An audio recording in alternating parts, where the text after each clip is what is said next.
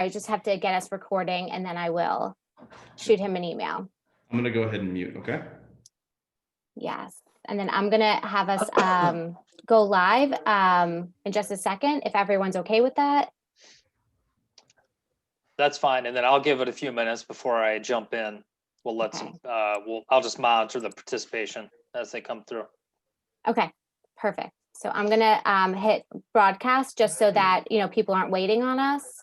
And I'll track down Jim, but I'm going to mute myself now, okay? All right, good luck, everyone. Thank you. Thanks. Thank you.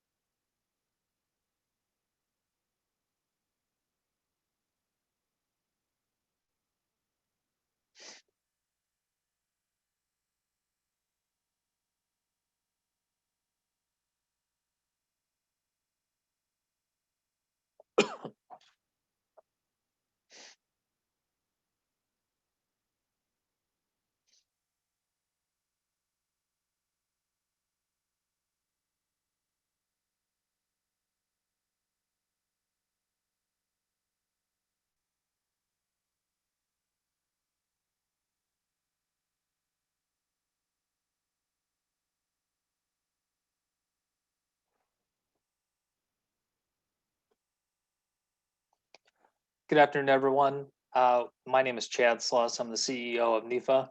We're going to give it just a few more minutes before we start. One of our presenters is having some technical issues, so we're just going to wait another minute or two and see if he can't join us. So my colleague Blair is trying to sort that out with him at the moment.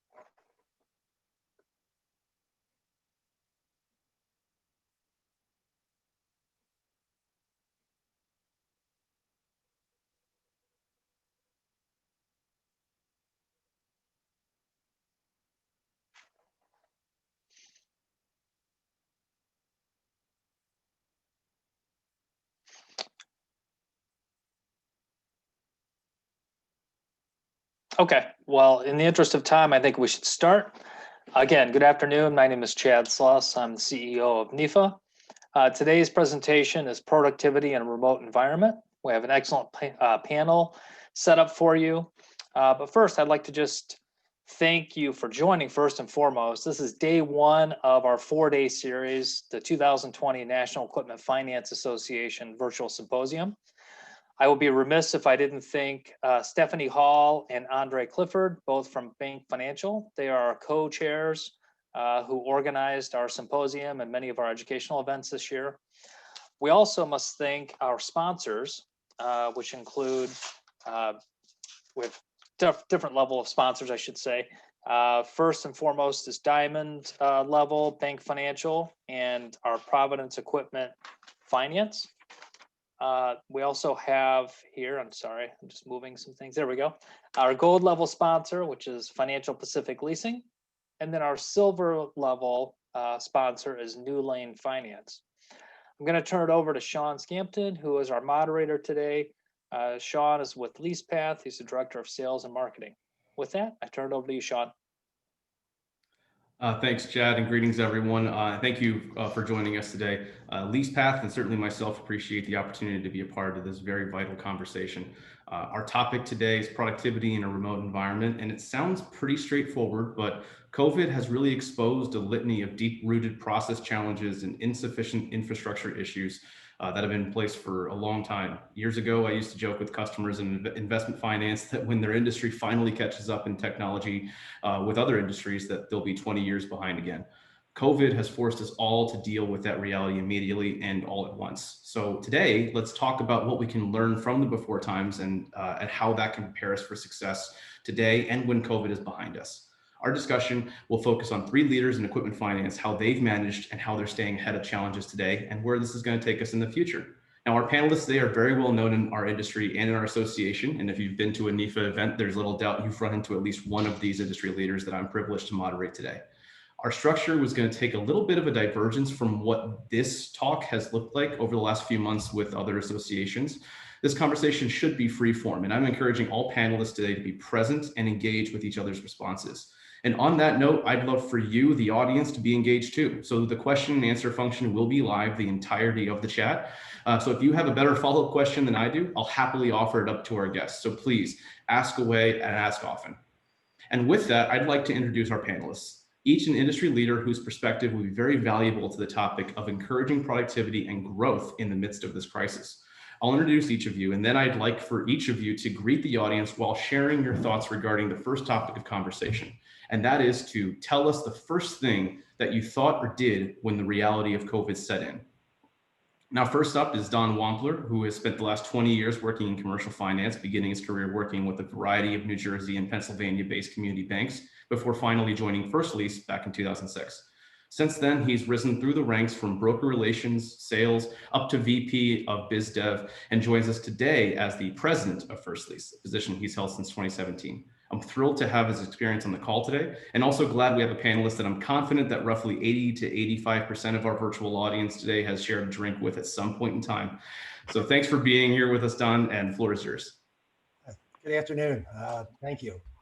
Yeah, to answer the first question, obviously we've been completely remote since March 17th, which I think a lot of the companies have, and it's been a real challenge. I remember day one, we sent pretty much 90% of our sales staff home, and again, that screaming you heard in the background, that's an 8-year-old child who doesn't want to do virtual learning. So hopefully a few people on this call have also got to experience that. But no, it's when we went home on March 17th, it was a complete learning experience for us that we've never had, other than a few of our employees work remotely.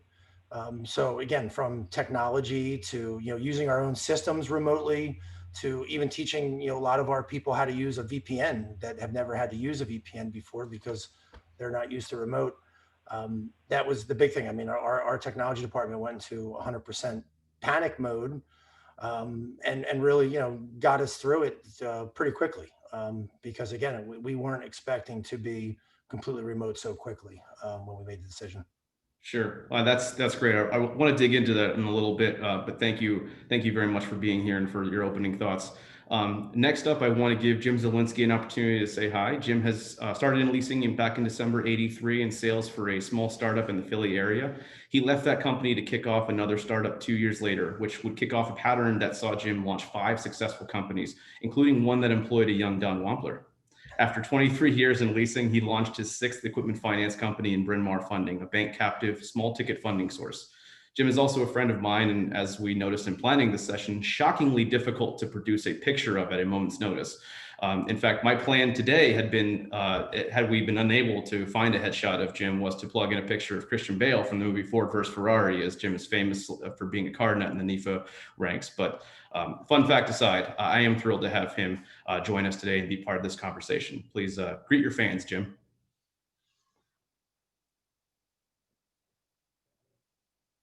And it looks like our technical difficulties may have claimed Jim for a little bit. Do we have Yep. We have something? Hey, how's it going? Hey, I'm calling in by phone. I can't seem to get anything else to work properly. So Such is life. Such you is can life hear me. these days, right? This is Jim. Yes, I'm telling you. So yeah, my system doesn't like Zoom apparently. I mean, I'm on WebEx all day long and it doesn't like Zoom. But I am here at least by phone, if nothing Good else. to know. Well, thank you for joining us today. What, just out of curiosity, what are your thoughts, or what was the first thing that you did or thought when the kind of the reality of COVID set in for you? The beginning of COVID for me was kind of interesting because I was on vacation. I left the office on March 8th and went to the Caribbean just as they were beginning to test the VPN for more traffic in case people needed to work remotely. And by the time I left St. Martin in the Caribbean on Sunday the 15th, it was like the airport was like the U.S. evacuation of Saigon, if anybody's old enough to remember that. You know, it was we were afraid we weren't going to get off the island, and then they locked up the island a couple of days later, and that was it. Other people I knew who were there were stuck there for 2 months maybe. So yeah, I left the office with the discussions. I spent the next week on WebEx all day rather than being on vacation, planning with all the committees and all the people who were involved in that. And by the time I came back that Monday morning, I came into my office to get my stuff. I was the only one who had not exited the offices. So it was a pretty dramatic turn of events for that in that week's time. Thank you. Thanks for sharing. I want to unpack a little bit of that as we get into our conversation. Although it sounds like a small world, there are two of us who were briefly sequestered to an island, to a foreign island nation, as I'm actually calling from the Dominican Republic today. By choice though. I was going to say, you're not still stuck there from March, right? No, definitely not still stuck, yeah. But thank you very much for being here. And certainly last, but certainly not least, Rebecca Chandler. It might be an unexpected name today for many of you, and wasn't unexpected for me even on Friday, but I'm thrilled to have her be a part of this conversation. Rebecca is joining us today from North Star Leasing Company, a direct funding source based in Burlington, Vermont. Rebecca has served as the company's COO, since 2018, overseeing documentation, funding, accounting, and collections. Yikes, I just got a panic attack from reading all of your responsibilities, Rebecca. Prior to that, Rebecca served as CFO of Nations Equipment Finance, and before that, led finance at Tower 3 Partners. She's also held various finance and accounting roles with First Light Financial and has worked with a variety of GE Capital. So she clearly is a lifer in our fair industry. And she's also a lifesaver, having agreed to be a part of our panel here at the very last minute. But beyond that, I am thrilled to have someone today who is making her mark on the industry. And for the purposes of our conversation today, I'm looking forward to hearing her perspective as an independent direct lender, in contrast with Jim and Don working with bank captives. So thank you very much for participating and bringing your experience today, and the floor is yours. Excellent. Thanks, Sean. It's great to be here. As many of you may realize, North Star Leasing is headquartered in Burlington, Vermont, and Vermont was a little bit slower to be infected by COVID-19. And so over the weekend, Sunday, March 15th, they announced that our schools were closing. And I thought to myself, oh my goodness, we're actually going to have to shut down our office if everyone's kids are going to be home. And it became very apparent by St. Patrick's Day, March 17th, we realized that we indeed were going to need to shut down the office. We had started working with North Star Leasing is entirely Burlington-based, except for 2 people who work remotely. And so working remotely is not something we had ever even considered. If you had told me a year ago that I was going to work remote for 6 months, I would have called you a liar and bet you $10,000 that never was going to happen. And so, the worst part was that our standard St. Patrick's Day celebration was canceled. No corned beef, no cabbage at North Star Leasing, and that's a big bummer. At any rate, by our IT, we outsource IT. North Star Leasing is a 40-person organization. And so our IT group helped us set up so that everyone could be remote. And by that Friday, the 20th, we sent the last people home from the office. And so it was similar to Don and to Jim, we went in about a week from working at the office to being completely remote. And so my next thought was, how are our customers going to pay us? But we'll get into that, I'm sure, in this discussion. But if you ask me what my first thought when we all moved home was, gosh, I wonder how the portfolio is going to perform. Sure. So I'm sure you're not alone. And certainly certainly in our industry, trying to figure out how we actually get the money is crucial. But that does lead me, and Don, your thoughts also kind of lead me in this direction. And thank you again very much for everyone for being here. And now that we kind of hear that what your first thoughts or actions, there was probably a lot of panic. There was a lot of quick decision making, fluster. What do we have to do? How can we adapt? And you're trying to figure out what your priorities are on the fly. One of the metaphors that has struck me during this time is that maybe switching out your systems or managing your IT resources probably feels like changing a tire when you're doing 80 on the highway.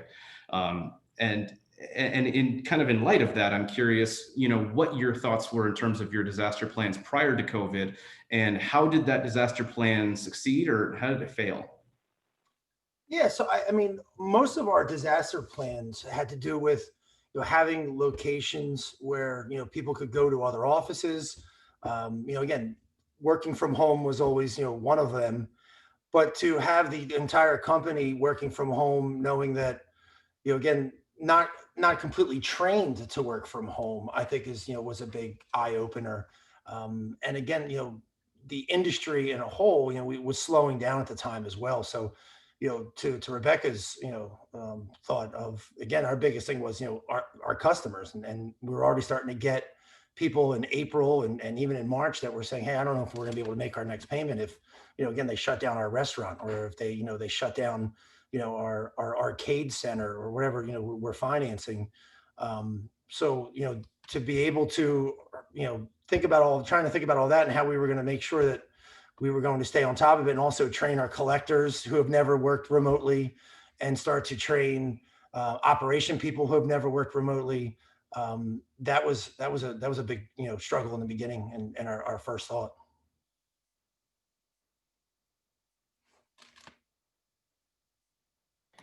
I'm all prepared to yell at anybody who starts speaking without unmuting their mic, and here I go ahead and do that first out. So right out of the gate. So no one can get any guff from me now for the remainder of the conversation. But speaking of that, Don, you talk about how you had various locations ready to go. So it seems like that didn't really meet the moment in terms of what was required by COVID. So maybe you can talk about some of the decisions that you made when you realized that some of those plans weren't going to be terribly effective for this disaster. Yeah, I mean, again, we sent employees home that had to start making phone calls from their own either house phone or cell phone. Mm-hmm. There was technology we needed to invest in, right away so that we can obviously, again, keep our our employees' privacy. Mm-hmm. Intact for that. So, I mean, those are kind of things that we started to invest in. All of our, employees obviously have laptops, so that part of it wasn't too difficult. But, seeing people leaving the office, with, a monitor underneath one arm because they didn't have a monitor to plug in at home, or didn't have dual monitors to plug in at home, or, wanted to bring home a printer, or, again, taking home, their whole desk. That was a lot of things that you don't really plan for. You think that, okay, if there's a problem where, we lose power at a building, or, possibly there's a natural disaster that keeps us from being able to work at one building, we've got a building somewhere else that, employees can go to. The complete working from home remote, even when, again, when we have snowstorms here in the Northeast, it's typically, it's downtime for a lot of employees, to tell you the truth, because again, Sure. It's tough to work from home when you're not used to it. And when it's only one time a year or 2 times a year, or whatever it is, it's not really something you think about as much as you think about your entire staff going home, for 6 months. Sure. Jim, talk about your experiences in that regard. Yeah, similar to Don's. The interesting thing that I watched unfold was we actually began testing of the bank's systems the week before I left for vacation, where every department would have 3 people work remotely, and then the IT department would make sure that the VPN could handle it, because they're used to having some people remote, but not everybody, and they had no idea if that tunnel was going to handle the volume. So the first day it was 3 people from each department work from home. Then a day or so later, it was 5 people. Then it was 10 people through that week. And like I said, by the time I got back, the whole bank was remote. It was mostly a technology challenge for the bank from that level. From our perspective, thankfully, the year before, in 2019, we converted our origination system to a cloud-based paperless system, which Sean knows extremely well because it's his, and and LeasePath. And as a result of that conversion, we were the only area in the bank who was able to actually seamlessly go fully remote without any real issue. We had already had 8 or 9 months of paperless operations using that origination system. And so for everybody to simply log in from home and begin doing the same thing, it really wasn't that much of a transition. The big transition was as soon as we got home, we had the issue of borrowers looking for deferments on their payments as a result of the COVID lockdown. And so that was the biggest eye opener, where we had to, as a company, shift gears totally from business origination to portfolio preservation. And that continues today.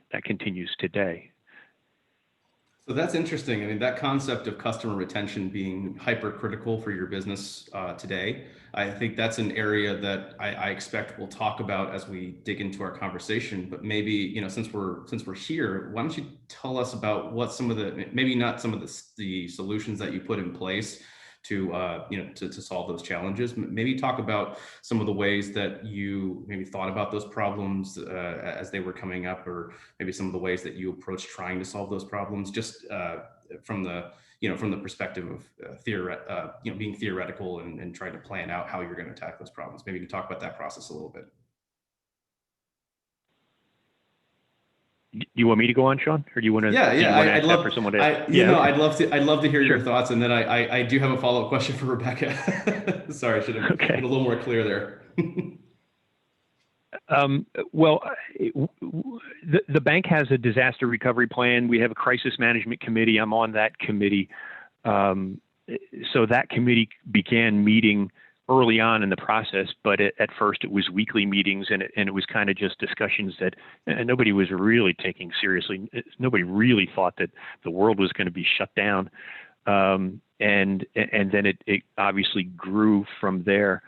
The planning wasn't necessarily planning for this. Like Don had mentioned, sure, you plan for a building to be shut down. You plan for a snowstorm. You plan for a few days where most people might have to work remotely. Nobody planned for this necessarily. Yeah, there was probably things on paper in that crisis management committee book of processes that talked pandemic, but it was, as best I know, it was never looked into as deeply as it needed to be when this started to happen. But it was mostly our aspirations and planning and execution of the attempt to become paperless that helped us.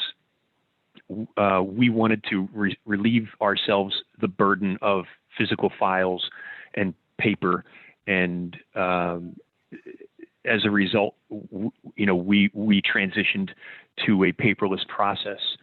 And like I said, that paperless process can be done with everyone together, or it can be done remotely. And it works well remotely as well, as long as the systems can handle the work. Unlike my system right now, not being able to bring my video up and my audio up, but when they work, and so far so good from that perspective. Yeah, I think I really want to dig into the concept of paperless processes, and I think what can we learn from what we thought of as being paperless technology versus what we think of now as being, you know, pandemic readiness. So let's come back to that a little bit later. Rebecca, I'm curious to think of to hear of how North Star was contemplating its disaster plan. You kind of talked about it a little bit, but maybe you can unpack that a little bit more. Sure, great. So, North Star Leasing's disaster recovery plan focused mostly on data, on how we got to the data in the event that we couldn't access the physical server room that exists in our building. And, today there's nothing wrong with the server room. It's just that we're not there. And so because we are, on the smaller side and, we're a pretty small independent leasing company, we didn't have a lot of systems that were self-built or homegrown. Our CRM system is cloud-based, and luckily about a year ago, we transitioned from InfoLease 9 to InfoLease 10 and went cloud-based for our back office system. And so we were very lucky in the fact that when everybody, as Don mentioned, picked up their entire desktop, monitors, printers, notepads, and everything, and moved it home, to some home office setup.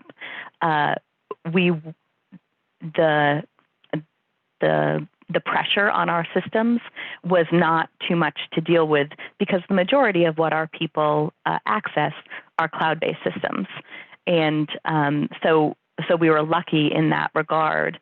To Jim's point, when I joined North Star Leasing in 2018, we still did the majority of our pipeline process on paper.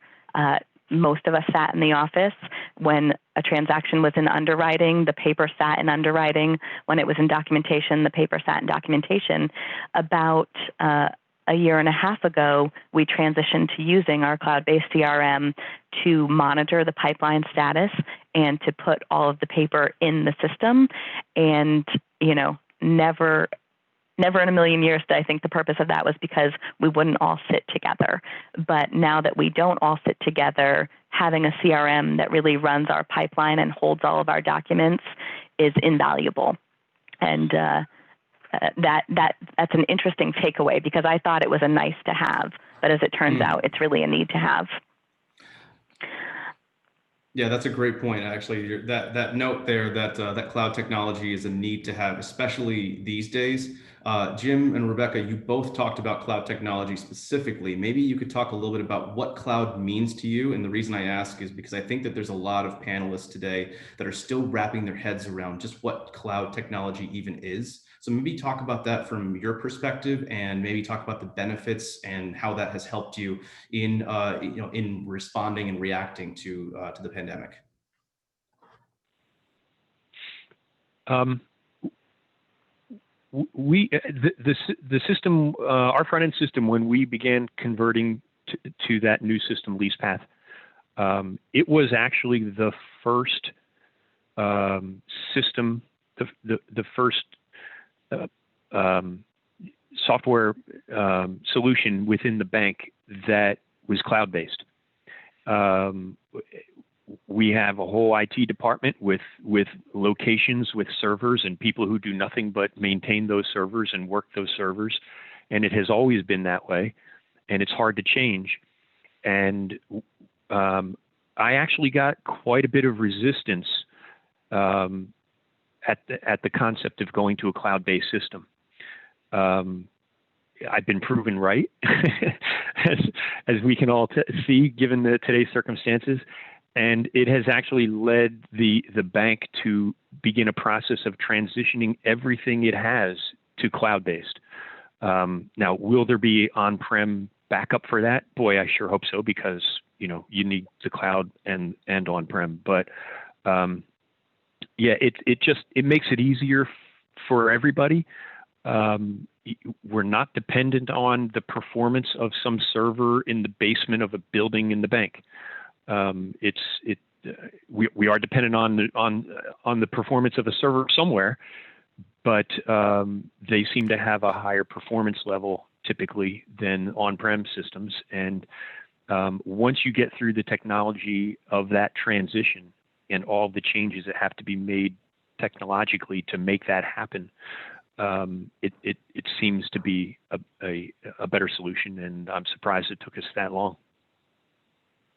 Thanks for that, Jim. Rebecca, I'm curious of your perspective. So for us, cloud-based means, basically not having to access our server in order to get the information. And so, sorry, my husband just got home from work, and so you all just saw him. No worries. Tell him the association says hello.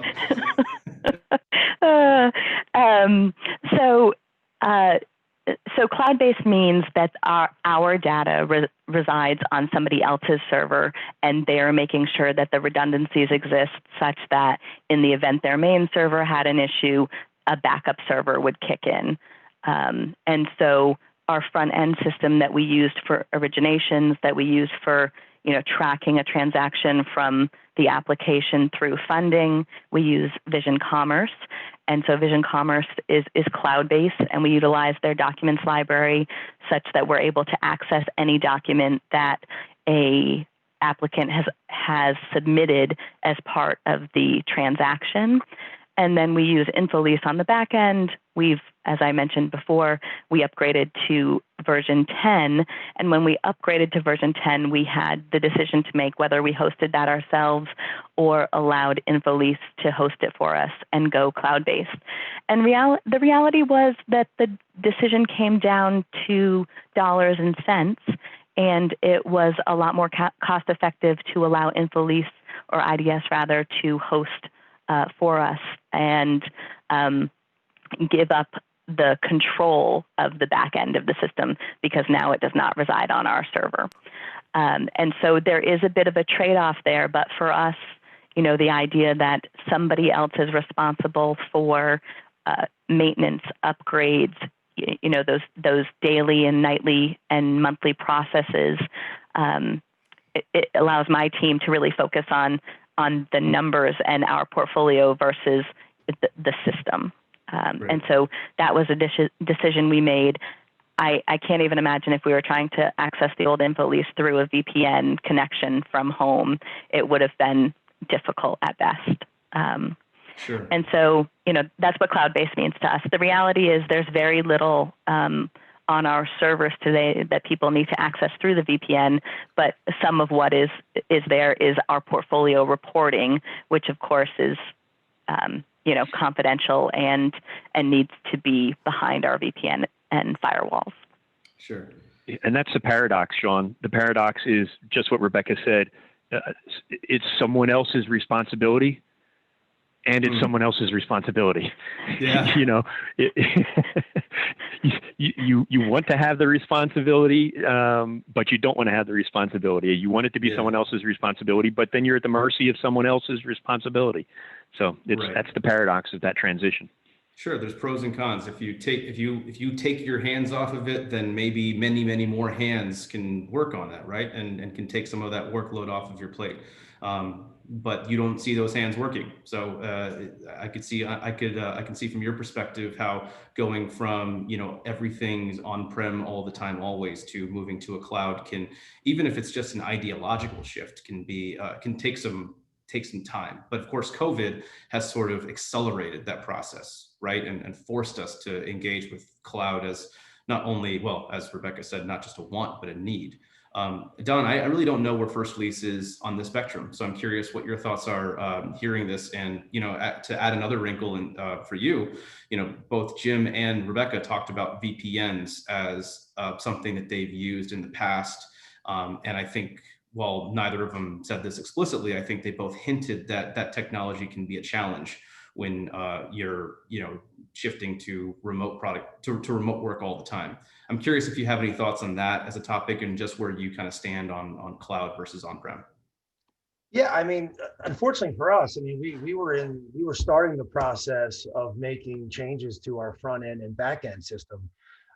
You hinted on the fact that Jim Zielinski helped start a company that I obviously work for today. I'm still on that same back end system that Jim Zielinski chose. before I got there in 2006, and it was out of date in 2006. And so, I mean, Yeah, I didn't choose that system. I didn't choose that system. someone's got to take the blame, Jim. Just take the blame. No, so the system itself is, again, it's functional, but it's not something that, again, working remote, it has a lot of challenges. And again, it was a system we were looking to replace prior to the pandemic. And then obviously when the pandemic started, it became on the back burner of fixing everything else and making sure everybody could work remotely. And now we're back to getting back on track of getting onto a new system. But yeah, yes, I mean, our front end system works on a server that is actually outside this country. And so and we don't seem to have many issues with it unless, again, they have, internet issues or issues in that area. But again, we're looking the same way. We're looking at a cloud-based system for front end and back end. And again, the VPN challenges are, yes, when several people try to log into a VPN at the same time, it slows it down just like it would slow down anything when everybody's trying to get on the same Wi-Fi system or trying to get on the same server system while we're in the office. So that's interesting, and because one of the things that I've heard a lot from folks in the industry is that there were those that sort of rushed to adopt new technologies, and there were those that sort of sat back, right? Not to say that that you were waiting necessarily, but you didn't act as aggressively as some other companies that I've run into. I'm curious, what was the reason behind that decision making, and in terms of where you're going from that, or I guess what you learned from that decision. What can you share with us? Yeah, I mean, we've been looking to make an investment in First Lease for the last few years. We've gone back and forth between different systems and how we wanted to move forward. The front end system that we're currently looking at gives us a lot of products that will make things a lot more automated for First Lease. So again, right now being a pandemic, we're still getting customer service calls on things that if we had the right system in place, we wouldn't be getting those calls. They would be something that you'd go online, which most of us are used to nowadays, to get a balance or to find out, again, a payoff or, when the next payment's due or how to set up certain things. We still do a lot of that manually at First Lease today. Having to do that now in a remote environment is even more difficult when, somebody has to then, if they're relying on a manager or somebody else you need to speak to make a decision, again, you got to, get a hold of somebody or make communications. You can't just walk down the hallway and grab somebody in their office. Sure. That's interesting. Now, as we kind of unpack that conversation, right, of what we did, I think it's important to then move into how that has affected us, right? And I'm thinking about the finance industry in terms of how we are adapting today as opposed to how we will adapt tomorrow. What are we doing today and what can we learn from that? And one of the things that I've read, because everyone has their own pontification certainly, is that 42% in the finance industry, equipment finance and everything wrapped together in commercial finance, 42% apparently see demand generation and brand building campaigns as being key to driving success in what's called post-COVID or the after times, whereas only 35% see creation of new products as being key. I'm curious what that says to you, if it's going to be the battle of the brands, so to speak, and who can establish themselves as a big brand in the post-COVID times, or as we're looking at now, if that's the building blocks that you want to be laying, or should we be thinking about new products or a mixture of the two? What are your thoughts? And anyone can just take it away. So Sean, I think we as a company are in a wait and see mode at this moment. I don't think anybody knows where this is all going necessarily yet. Ultimately, we hope that everything settles down, but when is that? Is that 6 months from now? Is that 2 years from now? So we're still playing a little defensively, and I think that'll continue for a while. I guess to us, more important than figuring out how we're going to grow, we're still figuring out how we're going to survive. Not that I have any doubts that we'll survive. We're fine, but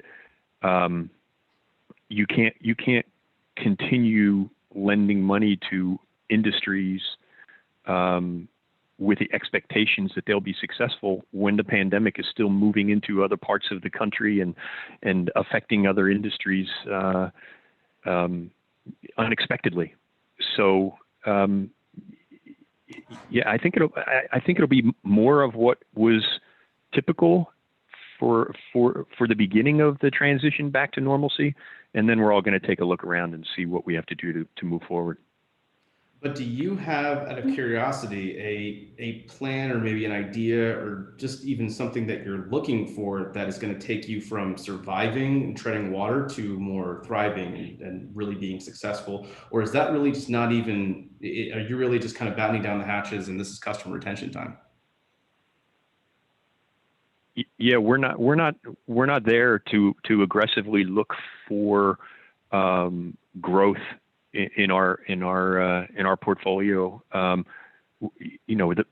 business is good. Business is better than we would have expected now. The performance of the portfolio was better than expected through this whole thing.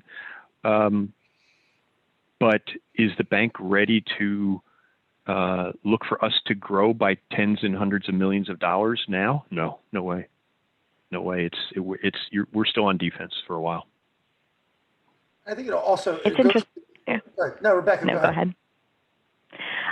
I was just going to say it's interesting, Sean, because I think, early in the pandemic, we worried about preservation. North Star Leasing, not unlike our peers in the industry, we offered a broad deferral for April payments to the majority of our customer base who was current.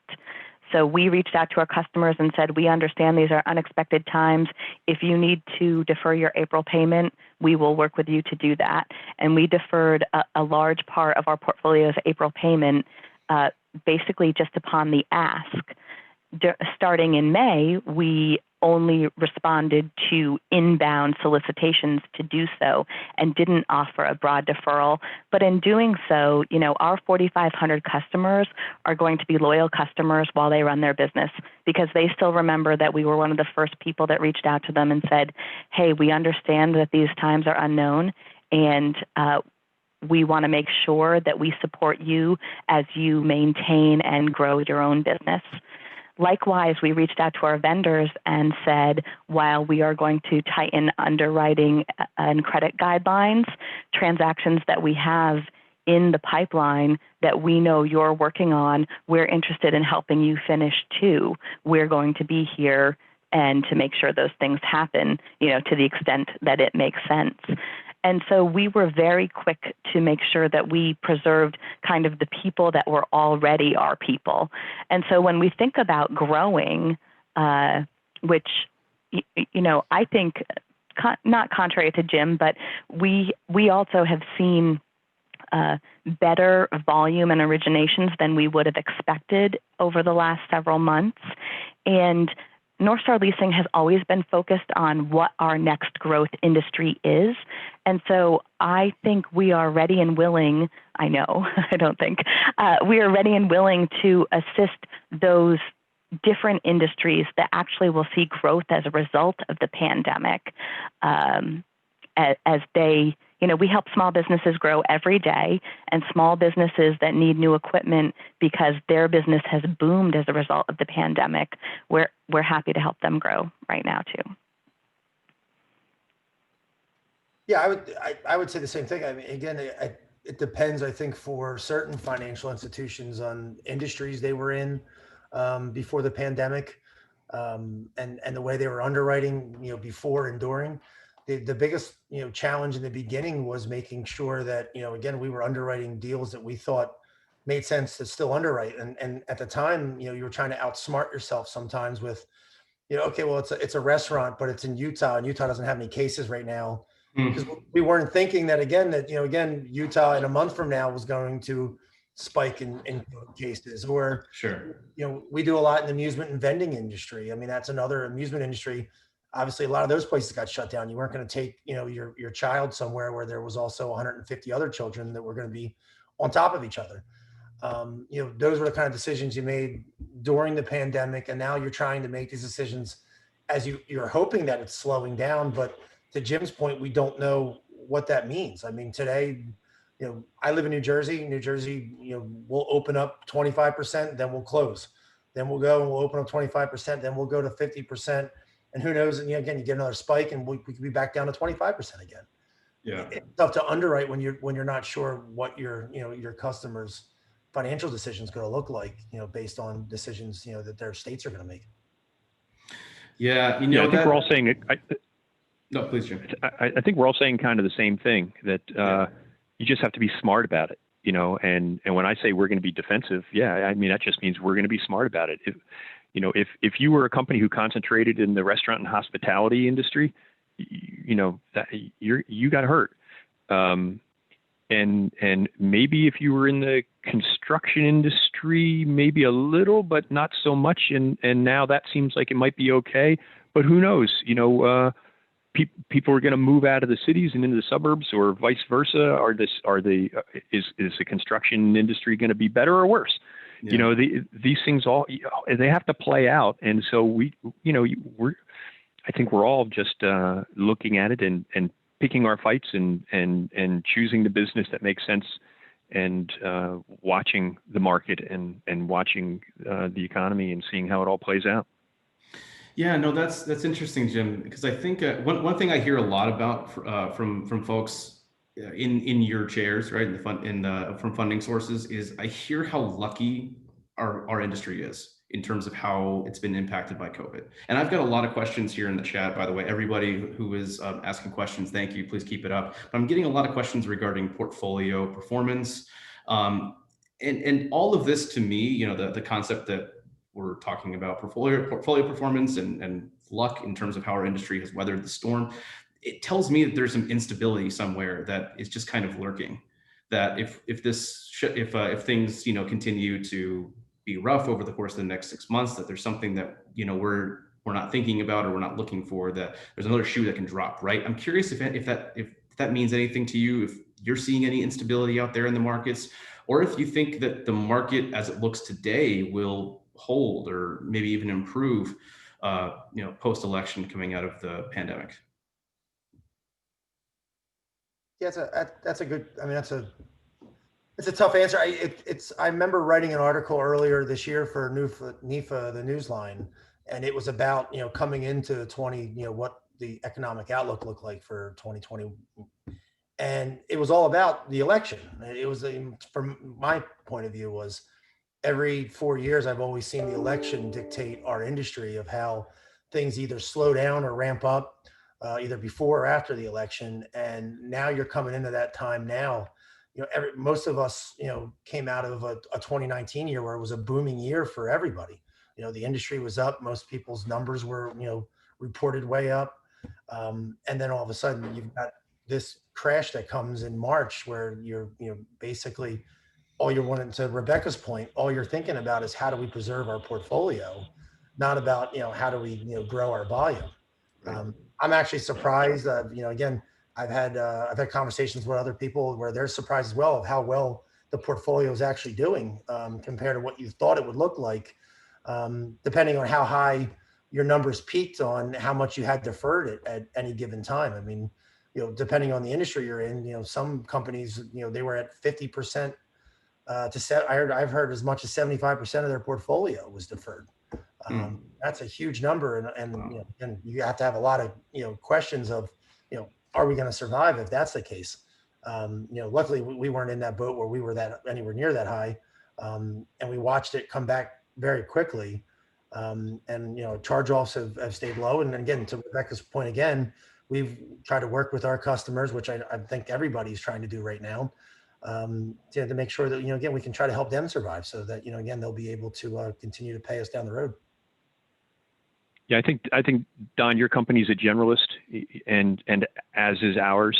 And I think that played to our advantage in this situation. Again, if you were a company that concentrated in an industry that was greatly affected. I mean, who would have ever thought that the dentist industry, the dental industry, or the medical industry would be an industry that would become high default rate, but it has because of this. Who can go to the dentist today? And medical practices were shut down for many months. Being a generalist, once again, in my opinion, has helped us both. And like Don, the percentage of deferments that we had to do was far less than the bank anticipated it requiring. The performance coming out of deferment has been far better than what we anticipated.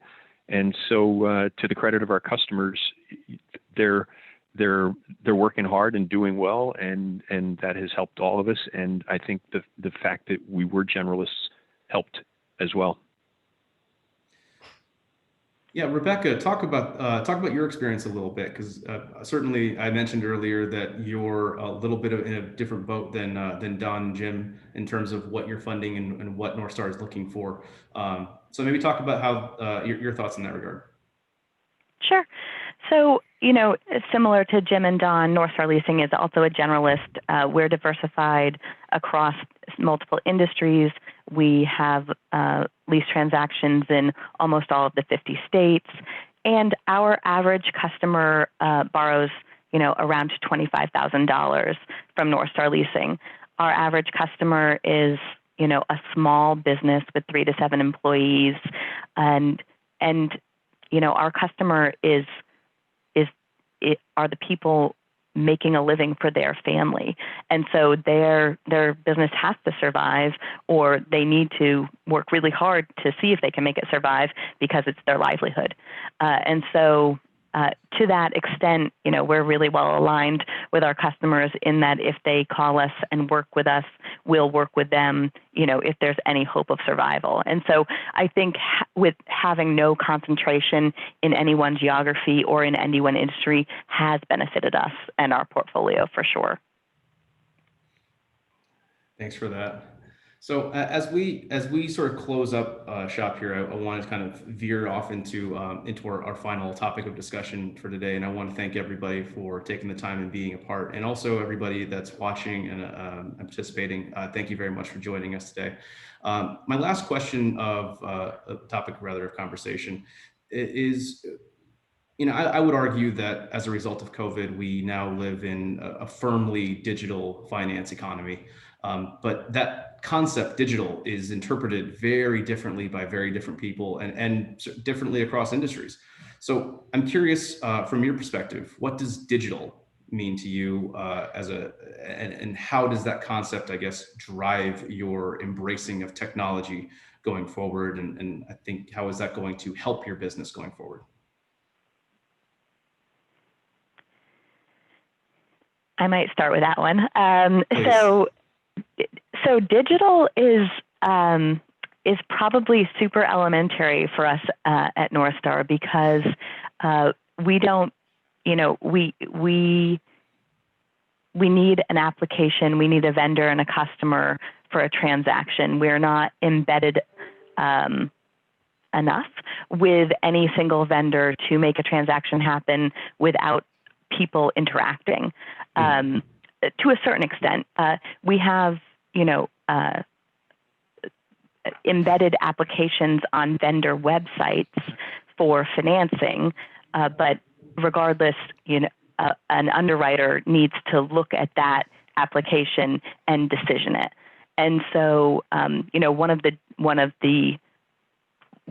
one of the things that went away with COVID is that we had implemented an auto approval process prior to COVID. And because we wanted to make sure that every transaction that we approved, we wanted to fund, we turned auto approval off, in mid-March effectively. And so I think one of the things I look forward to getting back to is auto approval, because in a more normalized world, there is a certain transaction that North Star Leasing will approve every day of the week. The problem is the world's not quite normal yet. And all of the things that you look at for that years in business, FICO score, PayNet score, those measures are based on historical performance, and it's not a real-time check about whether or not you want to lend to this company today. And so, digital to me means making our approval process easier, making, there be no physical paperwork. And we're pretty good there, but the approval process has a while to go. Although I'll have to tell you, Sean, we're not anxious to go there yet because we just don't think that the macro economy allows us to do so. Yeah, I definitely see where you're coming from in terms of looking at history and trying to make decisions off of that. And I mean, we could do multiple sprawling conversations just like this, just in the concept of risk and what risk means today and what risk will mean going forward, right? So I certainly can hear where you're coming from. Don, Jim, curious what your thoughts are. Yeah, I mean, early in my career, my first ever leasing job was at Captive, was at Cannon Financial Services. And they were almost digital back then in regards to, they made all their decisions based off a score that they jumbled together with, credit score and a DMB score back then and time of business. But again, we were also financing our own product, so, again, there was a people, component to it, because obviously a sales rep went out and met the customer and knew that there was an actual business, a customer, and we were dropping off a copy machine. In our business right now, again, it's the risk factor of going digital, where you don't have that, human communication, where, you don't know that, again, what the customer is buying the equipment for is essential to them, and with us being generalists and not, we understand every industry, but we're not experts in every industry or financing. I mean, and we have our niches that we're experts in, but we still do a lot of financing industries where we're not experts in. We just know enough about the equipment and then who should be using the equipment. And I think sometimes when you get into that digital world and some of the fintech companies that are out there now that are just, if you have this score and this, and we'll give you up to whatever, and you can go buy whatever you need. That's a totally different model that, again, someday we're all probably going to have to adapt to. We're just not there yet. Yeah, and I'll take the other tact on this. That credit process, I think that's always going to be human interaction to some degree, depending on how you want to do it. I mean, you can go fully automated if you want to, but I think you need that human judgment in there, and somebody has to organize the data you pull together to make those decisions. For us, the word digital means the elimination of all the paperwork and using DocuSign for documents and having documents scanned back to us and immediately archived in our system without having to do anything physical to make that happen.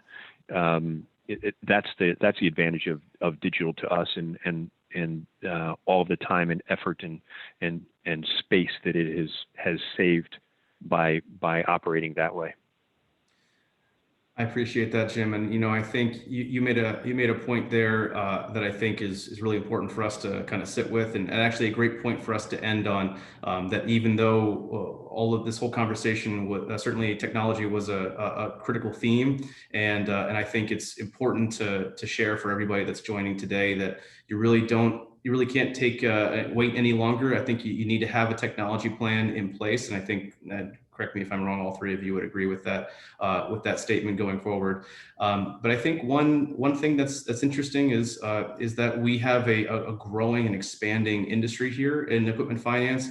And I think there's going to be a lot of opportunities for us to fill in a lot of gaps in commercial finance. And frankly, I'm really excited by what opportunities technology are going to afford our industry going forward. And I'm really excited to see what your three companies will be doing over the course of the next 6 to 12 months. And just want to say real quick, I really appreciate everyone for their time. Quick note to everybody watching, please follow NIFA and all of the companies represented here, First Lease, Bryn Mawr Funding, and North Star Leasing on the social media platform of your choice. Lease Path as well, if you're so inclined. And please keep an eye out for more virtual funding symposium events. Thank you very much for having me, everybody. And for Rebecca, Don, and Jim, I want to thank you all for joining us and participating in our conversation on productivity in a remote environment. And I'll turn it back over to Chad. Thank you.